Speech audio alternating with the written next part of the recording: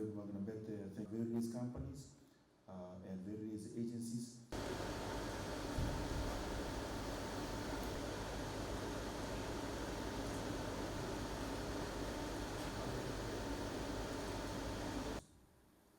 And with that as well, thank you, sir, for organizing these. Welcome to the Civic Center.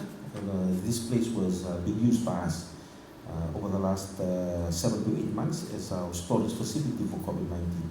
We've just within the last week begun to start moving back into our own storage facilities, and it's nice to be able to welcome you this morning also to this prestigious facility, and also to be able to receive from you this kind donation that you have donated to us.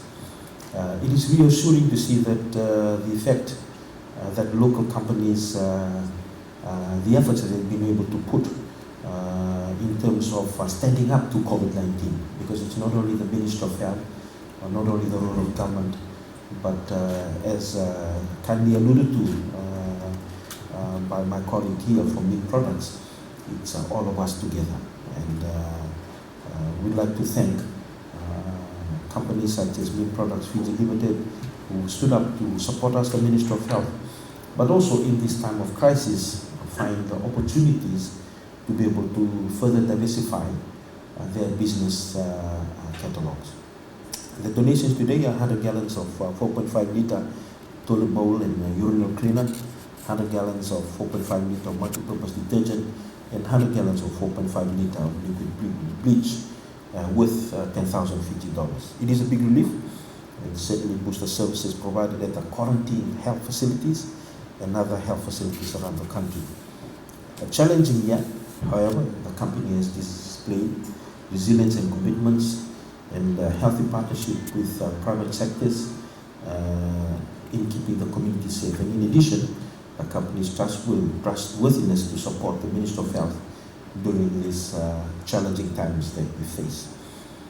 As we speak, there are now nearly 50.7 or 50 million cases of COVID-19 around the world, nearly 1.3 million deaths, and in the Western Pacific, the cases have numbered 770,000, and in the Pacific, there were 5 new cases in the last 24 hours. The Pacific cases now has surpassed 16,000 in the Pacific alone. Now remember, in Fiji, we have only 34. 2 new cases in CNMI, a total of 100. 3 new cases in Solomons, a total of 16. And there was 1 new reported death in Guam.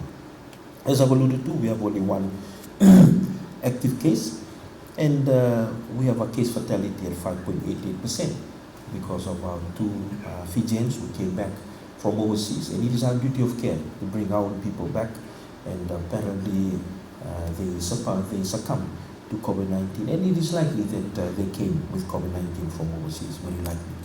The frontline workers at the borders remain robust with their measures in safeguarding, including the support that they're receiving from the discipline forces and also the border health units.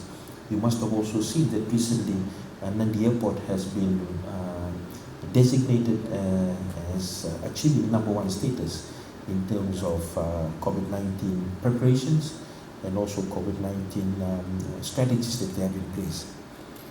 Currently, as we speak, there are about 600 individuals at our quarantine facilities in the West, which are being monitored by our Border Health Protection Unit.